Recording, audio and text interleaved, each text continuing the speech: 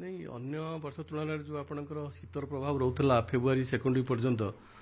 बा खरार प्रभाव टिके डेरी रोला ए वर्ष टी एर्ली होती कि आबनर्माली टेम्परेचर राइज करनी बहुत कम जगह टेम्परेचर 34 बा 35 जाऊँगी कि अधिकांश जगह टेम्परेचर 34 डिग्री बा 33 डिग्री तले टेम्परेचर रोचे आउ अधिक टेम्परेचर केवल आपंकर आभ्यंतरण ओडिशा बढ़िबार कारण रोचे कारण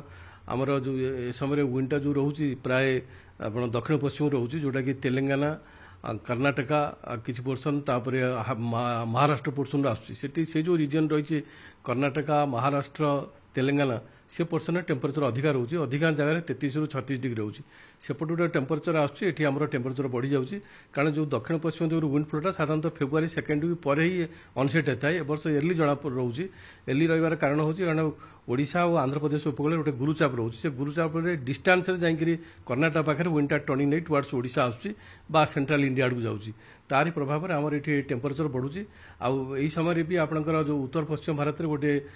रही वेस्टर्न डिस्टर्बांस रहा फल सेठू आउ ठंडा पवनटा ओडिशा आड़ को मुवमेंट हो पारुनी बरं जो वेस्टर्न डिस्टर्बांस मुवमेंट थाए से समय आम स्लाइटली वार्मिंग थाए सेठी जो वार्मिंग रोचे वेस्टर्न डिस्टर्बांस प्रभाव में प्लस दक्षिण पश्चिम दिग जो विंड फ्लो रोचे आउट आकाश मेघमुक्त रही आभ्यंतरण ओडिशा रे ह्यूमिडिटी परसेंटेज कम रोचे जहाँफल कि टेम्परेचर राइज करुच्ची इवन ये भुवनेश्वर भी टेम्परेचर 34 डिग्री पर्यंत पलाऊँगी कारण हूँ भुवनेश्वर में जो जलीय बाष्प रोचे से जलीय बाष्पटा ही दिन बेले जो सूर्यकिरण को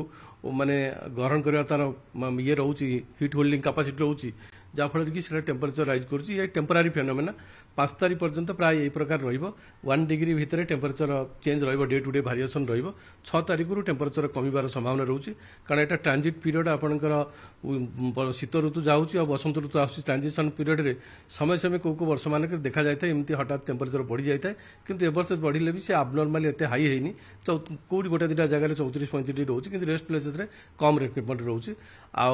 आशा करा जाउची फेब्रुआरी सेकेंड वीक 15 तारीख पर ही टेम्परेचरटा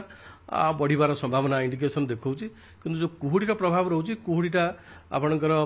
जो टेम्परेचर बढ़ुची दिन बेला से फेवर करुची सी ब्रिज आसिया पे जाफल कि आफ्टरनून बा संध्या समय दक्षिण दिगरू बा दक्षिण पूर्व दिगरू विंड फ्लो ओडिशा रोची से जो अल्प मात्रा जलय बाष्प स्थलभाग को आसुची से कुहुडी फर्मेसन करिया फेवर करुची जाफल कि सेटा वायुमंडल उपरे जाऊनी जाफल कि बादल सृष्टि होनी बा वर्षार कौन संभावना रोनी जहाँ कुहुडीर प्रभाव रहिबो कारण से जो जलीय बाष्प आसुची बंगोपसागर बहुत कम परिमाण रोचे आ कंटिन्यू रहिबो आपन फेब्रुआरी एंड पर्यंत।